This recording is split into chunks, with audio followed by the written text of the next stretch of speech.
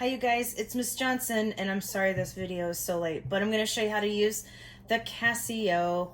Okay, first things first, when you want to do something in scientific notation, you're going to hit the shift key, you're going to hit mode, and then you're going to hit number 7 for psi, because that means scientific notation.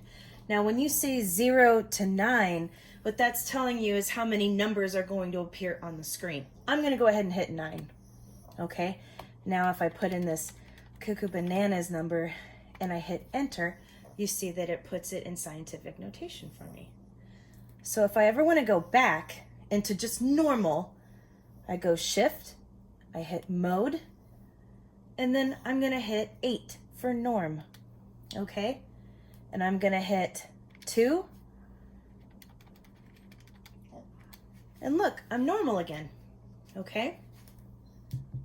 So now I'm gonna go back in, I'm gonna go to scientific notation, and now I'm gonna show you guys how to put in an exponent. There's 2 ways, okay? Let's say we wanna do 6 times 10 to the 9th, okay? The one way of doing it is this way, and then you put in 9. That's one way of doing it. Some of you guys will prefer that. Another way of doing it would be 6 times 10, and then we're going to hit this little button that's an X with a little box to the top right, and then I'm going to put in 9 and hit enter. Okay, you can do it either way, it's not going to matter, but when you're doing calculations, when you want to put in a parenthesis, let's do 6 times 10, and I'm going to use the exponent key to the 9th. If you were to put a parenthesis here, you're going to have problems. What I suggest you do, let me see, I'm going to go and I'm going to hit delete, is you're going to want to push this cursor and put your parenthesis there instead. If you don't do that while you're doing calculations, your calculator is going to say syntax error, okay? So let's just do 6 times 9 to the 10th times 6 times 9 to the 10th, okay? Here we go. 6 times 10 to the 9th.